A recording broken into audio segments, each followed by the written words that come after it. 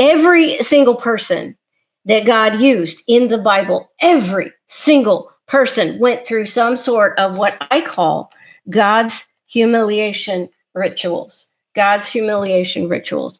Every single person that we read about in the Bible that God used in big ways went through some sort of humiliation ritual to purge the pride out of them so that they would become fit for God to use them in the way that he wanted to. And if you don't believe me, let me show you some examples from the Bible. Let's talk about Paul. You know the story of Paul. He wrote half of the New Testament. And he went through many, many humiliation trials.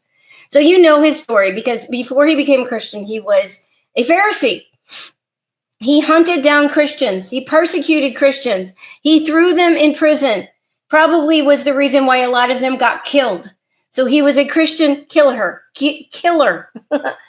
Jesus met him on the road to Damascus. Jesus met him. You see a picture of artist rendition of that right there.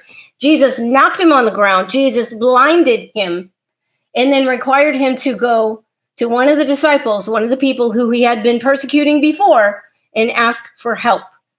Very humiliating, but he obeyed. He humbled himself. He surrendered. And then after he became a Christian, then he endured hardship after hardship and persecutions, imprisonment, torture. He was whipped. He was beaten with rods. He was stoned. He was shipwrecked. He was beaten. He was bitten by a snake. He was often without food. He was in cold and exposed. He went through many, many, many humiliations. And he actually tells us why in his letter to the Corinthians. He says this.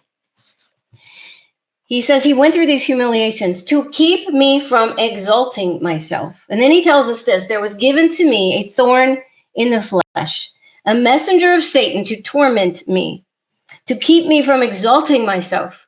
That's to keep him humble, right? Concerning this, I pleaded with the Lord 3 times that it might leave me. And God said to me, my grace is sufficient for you, for power is perfected in weakness. Most gladly, therefore, Paul says, I will rather boast about my weaknesses so that the power of Christ may dwell in me. Therefore, I delight in weakness, in insults, in distresses, in persecutions, in difficulties, in humiliations, in behalf of Christ. For when I am weak, then I am strong.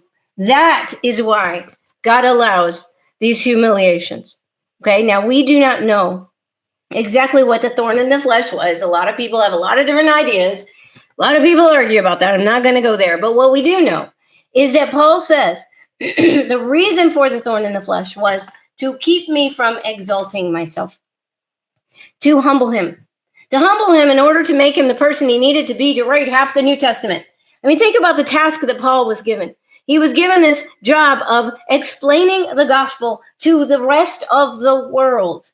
The rest of the world. It required him to go through all of the suffering, all of the trials, all the humiliation, to give him the wisdom and the maturity that he needed to be able to explain the gospel to the rest of the world. And here we are, 2,000 years later, reading his words. So it worked. It works. God knows what he's doing, right?